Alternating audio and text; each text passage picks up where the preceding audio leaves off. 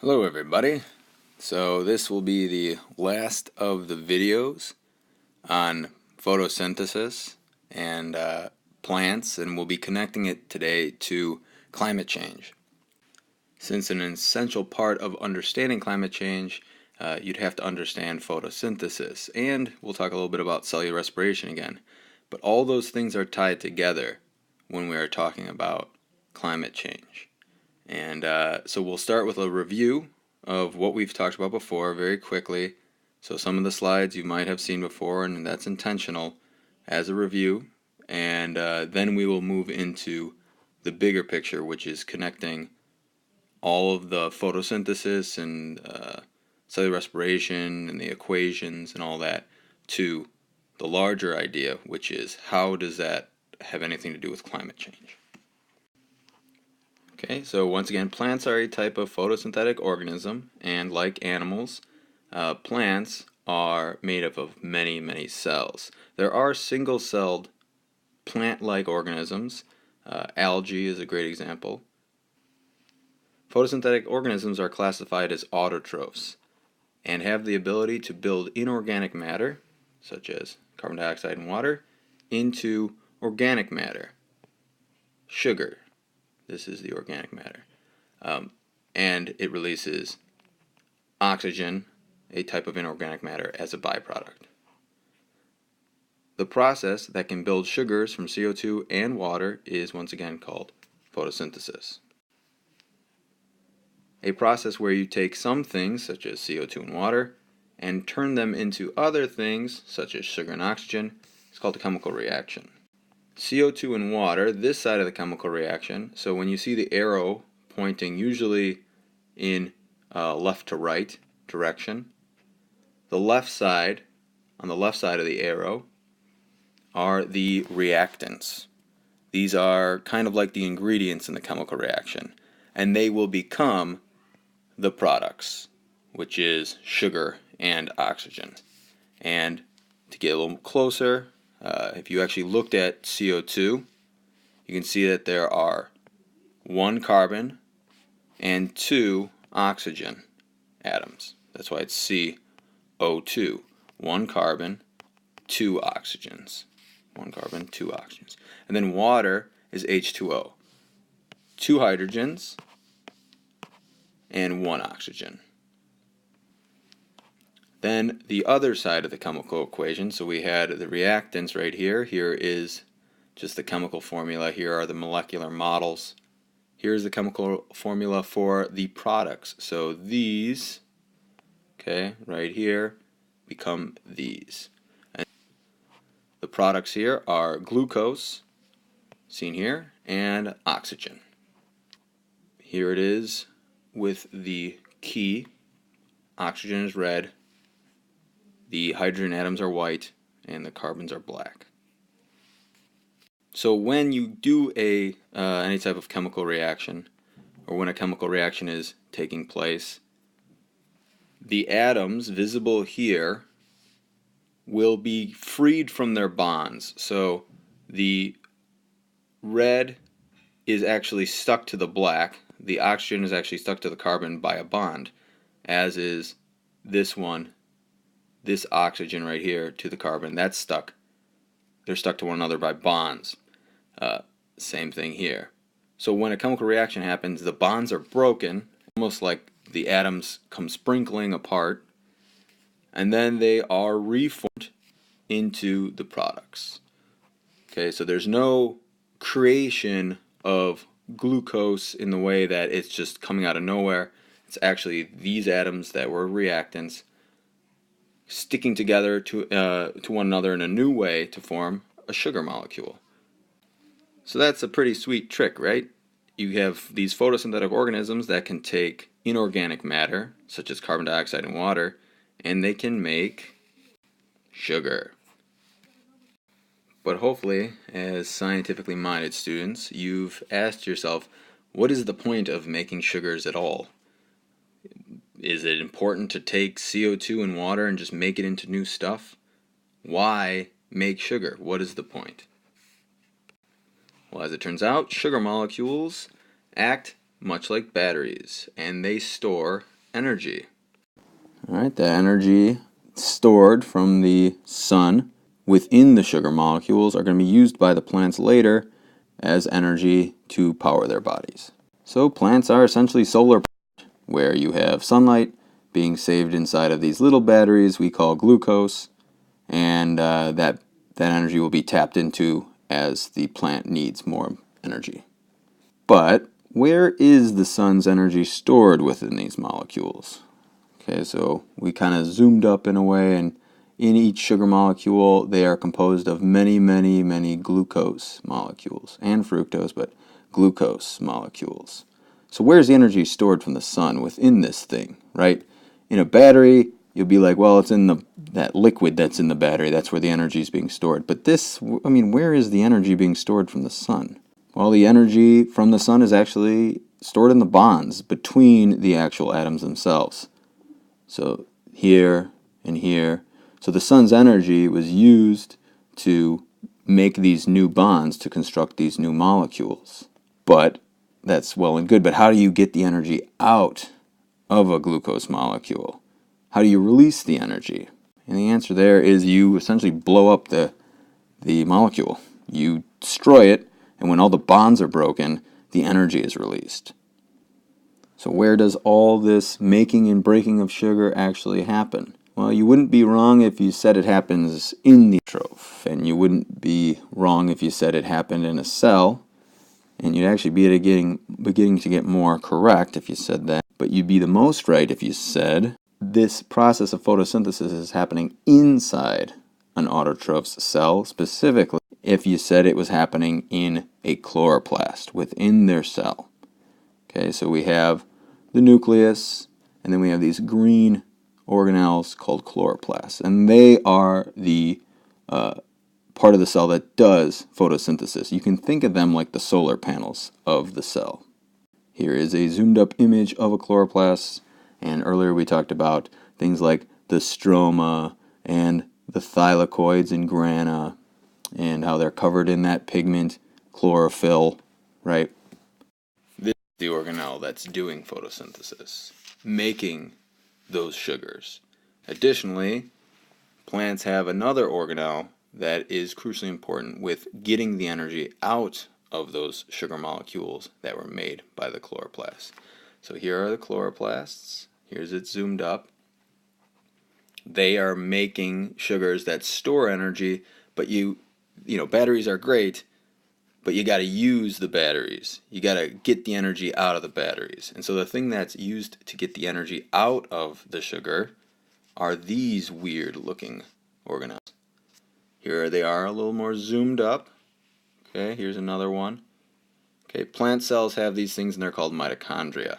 Mitochondria will take a sugar and break it to release the energy, and then the plant will use that energy to power itself. So chloroplasts make energy storing sugar molecules. Here it says organic molecules, that's what they're referring to. Mitochondria use oxygen, which was also made by the chloroplast. So chloroplast is taking in sunlight, making sugar and oxygen. Well, the mitochondria uses both of those things, the sugar and the oxygen, and creates ATP energy for the plant to use to power itself. That will then make CO2. The mitochondria will then make CO2 and water, which the chloroplast will take in. Take in sunlight, use these to make sugar and oxygen. Mitochondria will take it in. ATP, cellular energy, will come out. And so that process just continues. Storing sunlight, making sugar, making oxygen, breaking sugar, sucking in the oxygen to make ATP, and then it releases CO2 and water. So let's take a step back for a moment. So plants use the sun's energy to take CO2 and water, okay, these two things, to make glucose, a sugar molecule. Now that that glucose molecule is formed, a mitochondria organelle within that cell of a plant will take that glucose molecule and will break it to release the energy, making ATP that the plant can then use to power itself. But while doing that, it actually reforms into water and CO2. So water and CO2, which is right here and right here, went in to make a glucose. You blew up the glucose, and back is reformed water and CO2. Water and CO2 goes into a chloroplast, makes a sugar, and then the sugar goes into a mitochondria, and out comes water and CO2. And as we previously discussed, those glucose molecules can not only be used to make energy and store energy for the plant to use to power itself, but it can also be connected like Legos to build its body. So an entire body of a plant is made out of sugar. So you can see these atoms build molecules, and then the molecules can come together in certain ways to build bigger things. They can build bigger things and bigger things and bigger things. Let's see if you can put this together then. What would happen to the amount of water and CO2 in an environment? So here is water vapor, I guess, right here. And here's CO2. This is all in the air.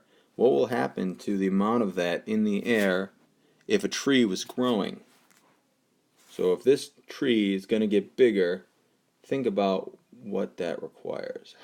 Well, hopefully you were thinking that they are going to need to, their cells are going to need to divide. Especially since it's a plant, they're going to be needing to build these large macromolecules from sugars. And if they're building sugars, where do they get the sugars from? Well, they're sucking in CO2 and water from the air to make those sugars while doing photosynthesis. So as the plant's getting bigger and building itself bigger and bigger, it's absorbing more and more water and CO2 to make its body from, to make those sugars from. So because the tree is taking in CO2 and water to make its body, that will cause the amount of water and CO2 in an environment to decrease over time, because it's sucking those things in to make sugars. So let's try this again in another way. What would happen to the amount of CO2 in the atmosphere if trees grow? Well, hopefully once again you said as the trees are getting big, beautiful animation here, you're seeing the trees getting bigger, there's less and less CO2 in the air because they are sucking up the CO2 to make their bodies.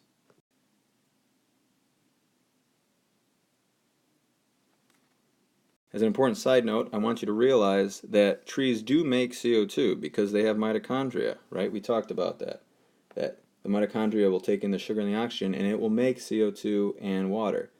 But because the plant also has chloroplasts, the CO2 made by the mitochondria will be, a good amount of that will be absorbed back by the plant or by a neighboring plant so it can use that CO2 to make sugars.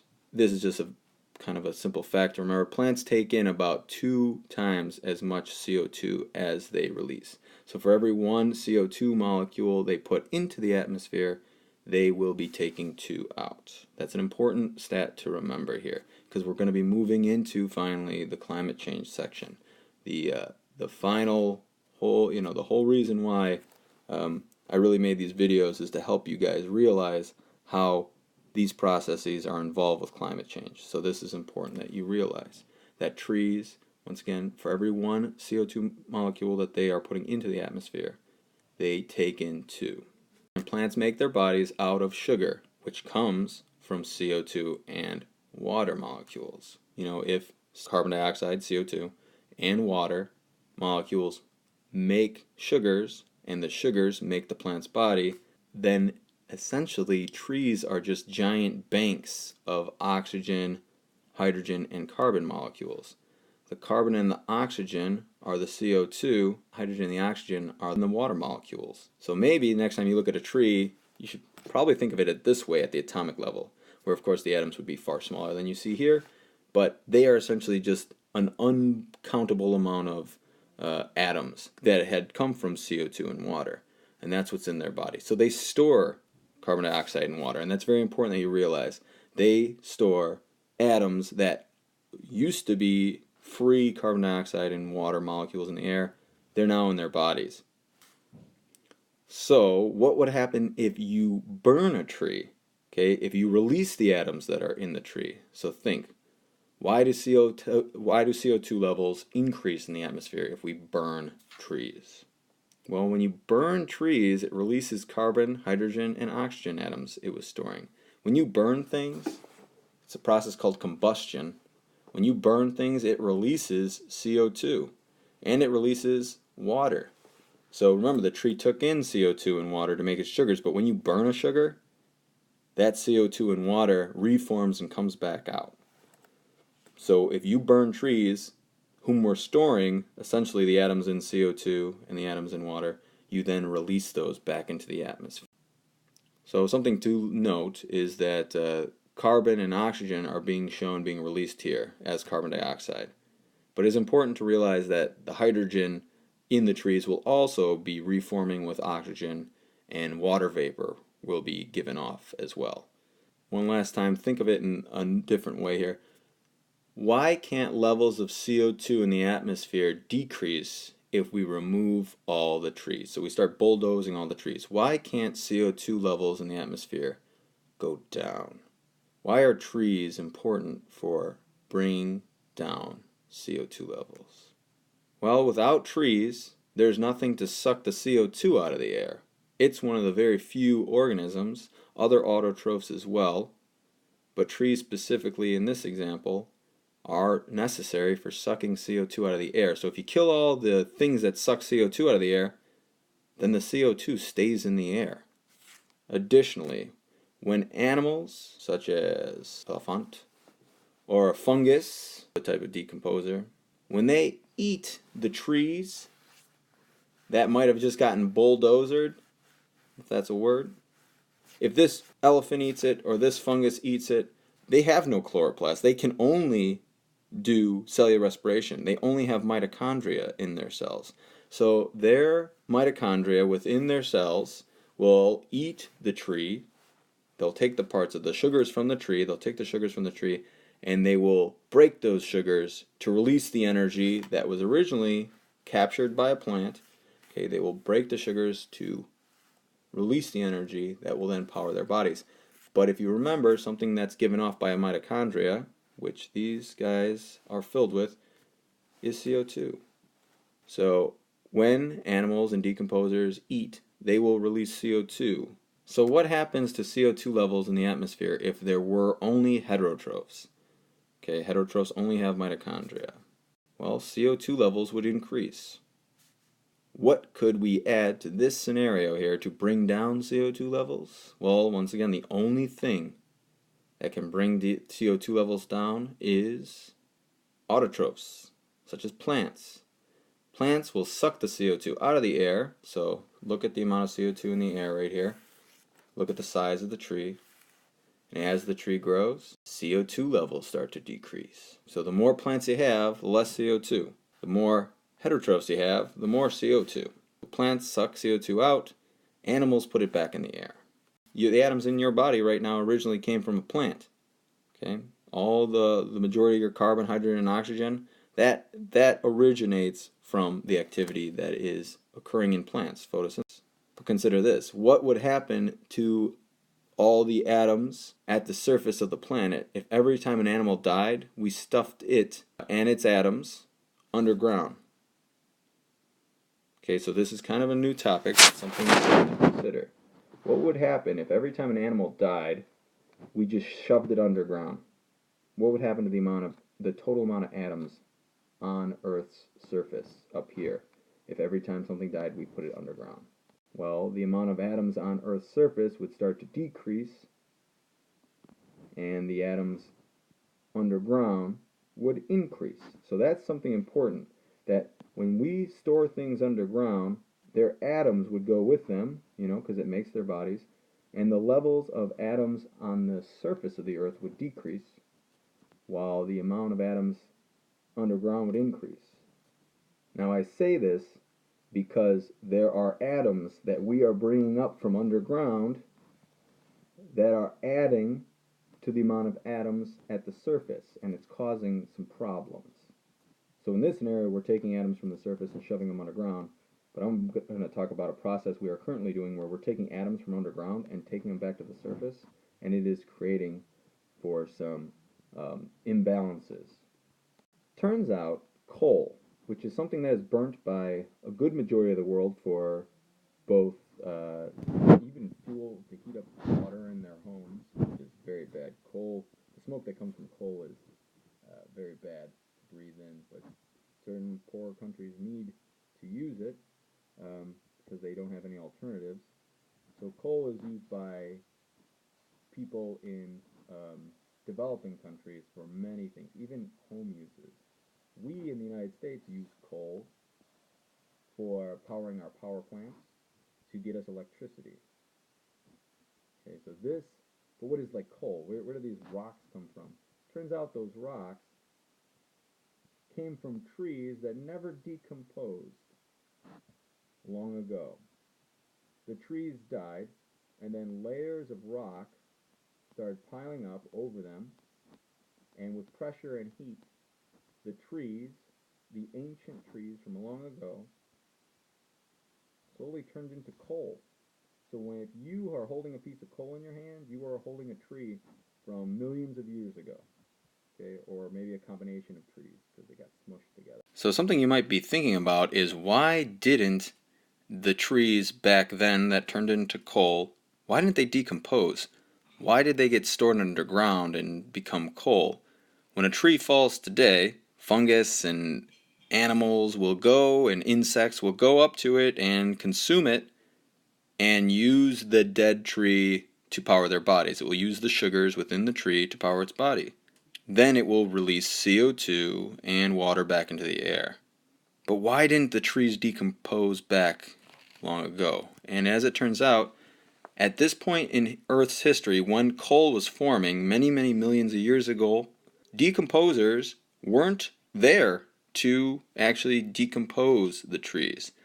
The actual ability to decompose a tree requires a lot of microbes that have the ability to break up a tough sugar molecule in the tree's body called cellulose. We talked about that before.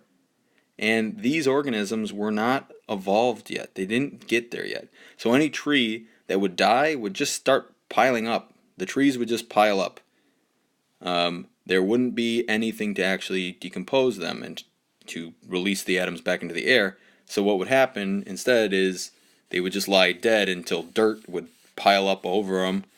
And enough dirt piles up, you get a lot of pressure. And pressure and heat will slowly turn the plants into coal. So that means that their atoms were underground and trapped underground and they had never gotten released back into the air. So in this time period, there was a whole lot of CO2 and water being sucked out of the air and being trapped underground. They were being sucked out of the air. CO2 and water was being sucked out of the air by trees. The trees would die, and then the CO2 and water that it used to make its sugars would be buried underground, essentially. Kind of like a dog buries a bone. During this period, there was a lot of CO2 and water being captured by trees, and then they would just get buried underground.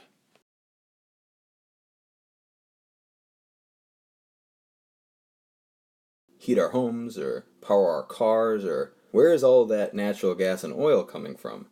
Well, those actually come from ancient organisms, dead organisms. That's why, by the way, we call these things fossil fuels. They're essentially old organisms from long ago. But the old organisms that make up oil and gas are different from the organisms that make up coal. Coal is made from plants, where oil and natural gas comes from dead. A lot of these are microscopic. That's what's kind of being shown here. Plants and animals. These are microscopic plants and animals that used to live in ancient seas long ago.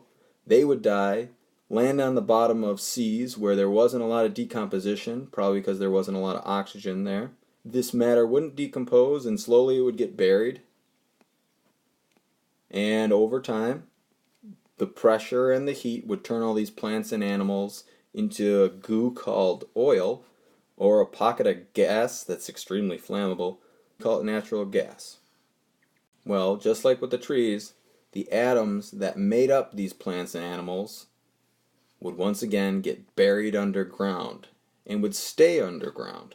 The plants and the animals that died and got buried underground and their atoms would stay there until Humans discovered that you can take oil and you can take natural gas and you can take coal and burn these things, and they release a lot of energy. Remember, these things are made from sugars, and the sugar stores energy from the sun. So there's all this, like, essentially, oil is just full of the sun's energy, as is natural gas, as is coal. And if you can burn these things, you can release huge amounts of energy that can power industries, push your car down the street, that type of thing.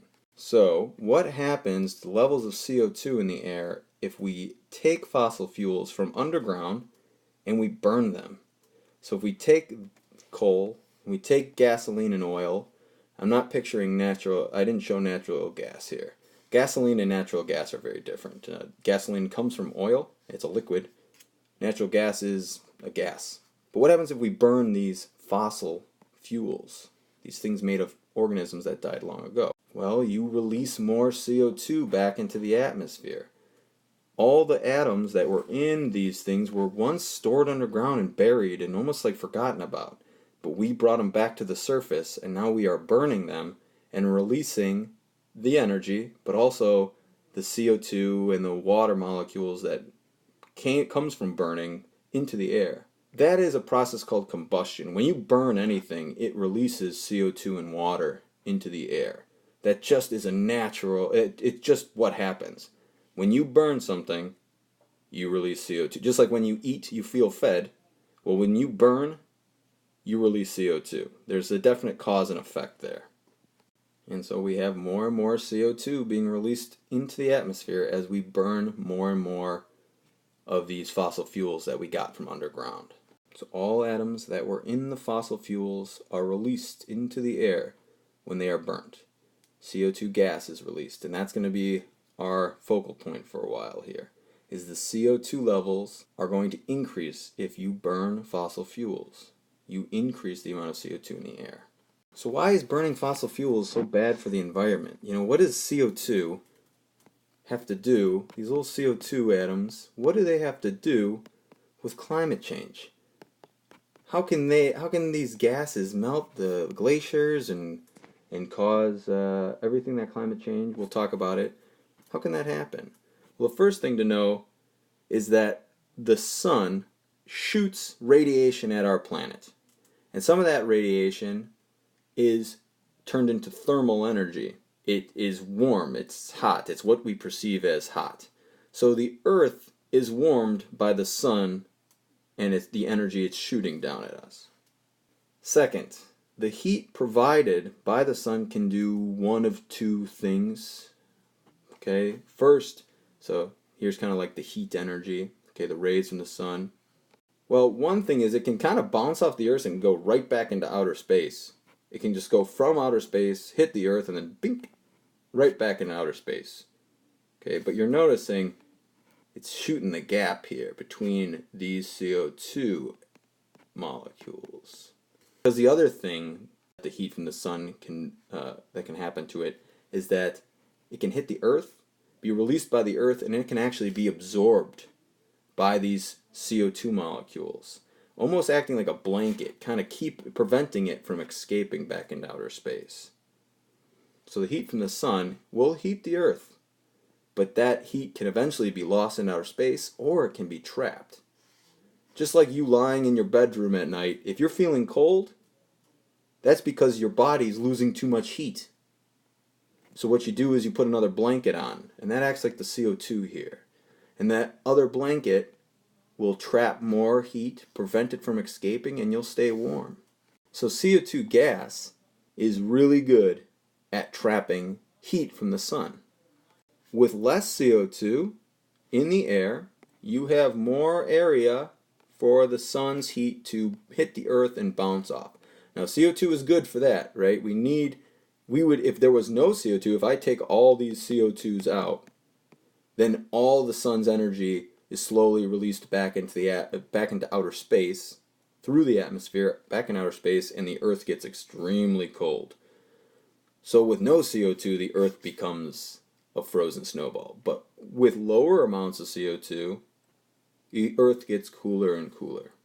With more CO2, more of the sun's thermal energy is getting trapped, and it gets hotter and hotter. So no CO2 is very bad. That means the Earth freezes. Okay, with huge amounts of CO2 levels, the Earth becomes extremely hot because it keeps trapping all the sun's heat. If you lower CO2 levels, the Earth gets cooler and cooler because more of the sun's energy can escape. But wait a second, didn't we say that there are animals full of mitochondria that eat plants and their sugars and release CO2? So animals are constantly releasing CO2, and we said that although plants take in twice the amount of CO2 as they release, they do release CO2, don't they? What are we talking about here? Right? Like they release CO2, so how is burning fossil fuels any different? And although it is true that they do release a lot of CO2, trees absorb way more CO2 than they release, and animals, the CO2 they release goes into the trees. So they release it into the air, but then it's sucked out of the air and goes into the trees. And then, for them to live, they eat the trees and release CO2, but then it goes into another tree. And then they eat the tree, and their mitochondria burn the sugars and release CO2. But you're seeing here that there's this like cycle.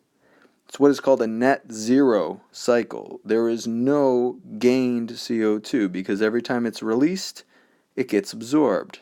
The more trees you have, the more CO2 is sucked out of the air, and the more animals you have, the more CO2 is put into the air, but a bit of a balance has been struck over the long history of life on this planet where there is no additional CO2 entering the air because all the CO2 that's put into the air is absorbed by plants.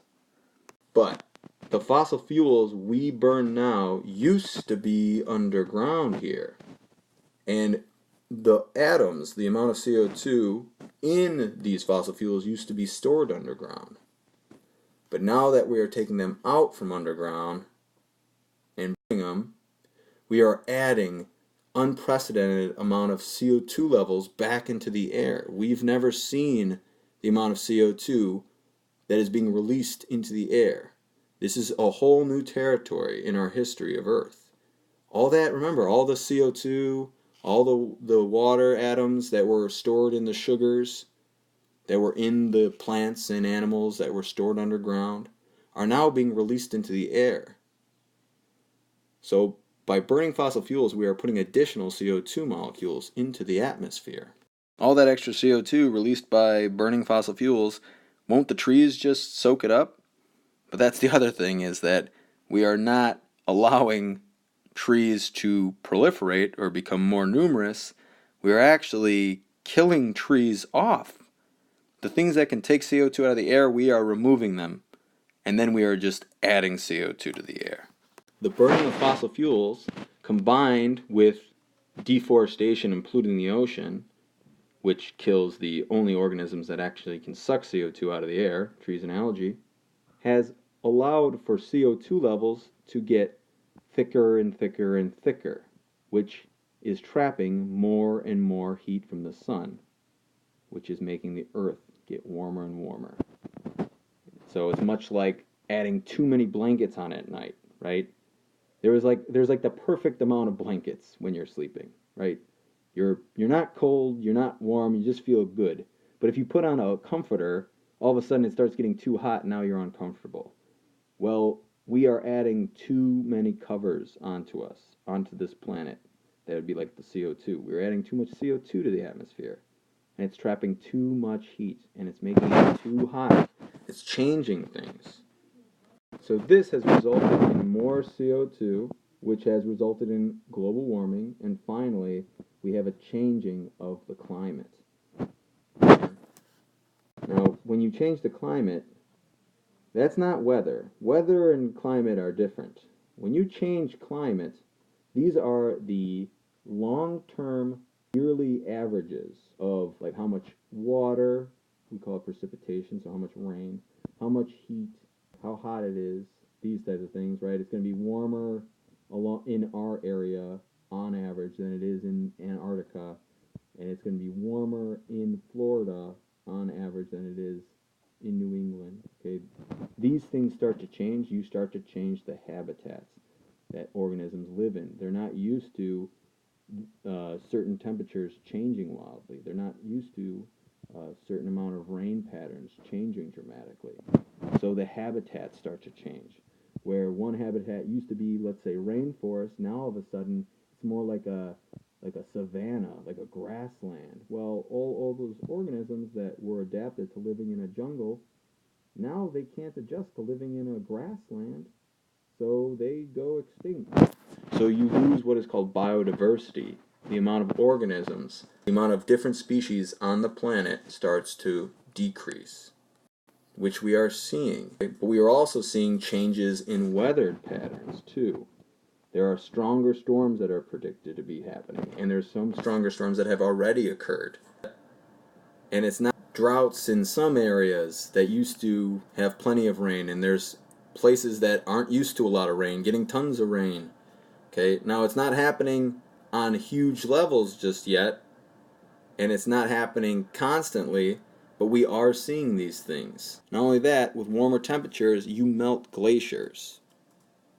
When glaciers melt, they are essentially just giant ice cubes, so they release tons of water into the ocean.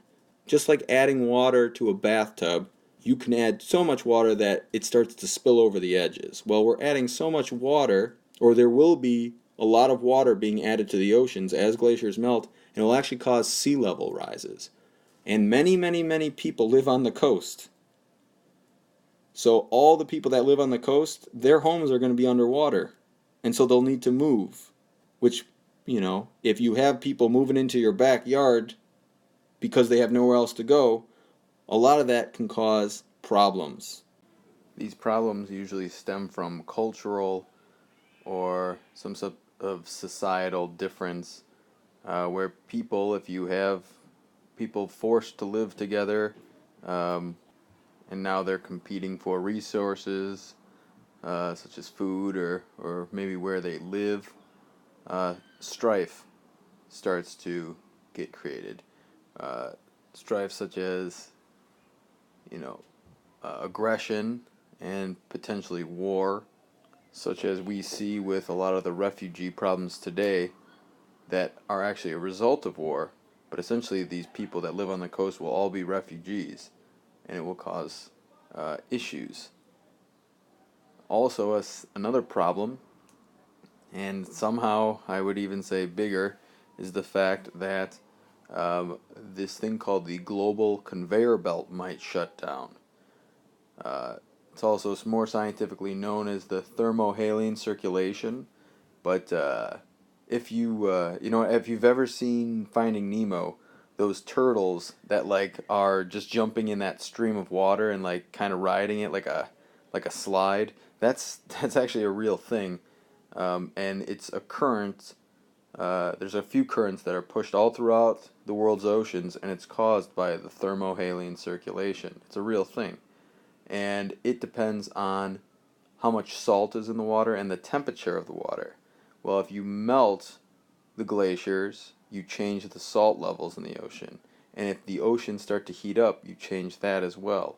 And those currents are super important for moving nutrients and oxygen around the planet.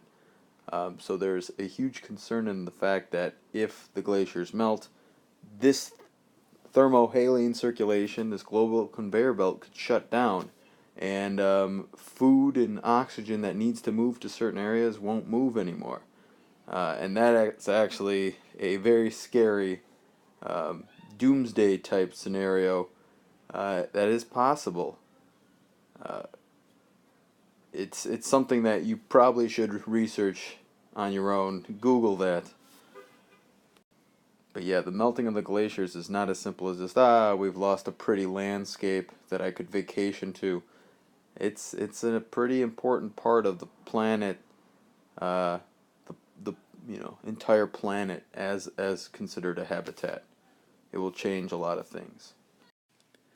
So that might have frightened you, and if it didn't, then you need to be paying attention, because it's scary business.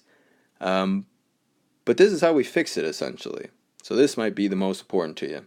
Things are bad, but they can be fixed if we act.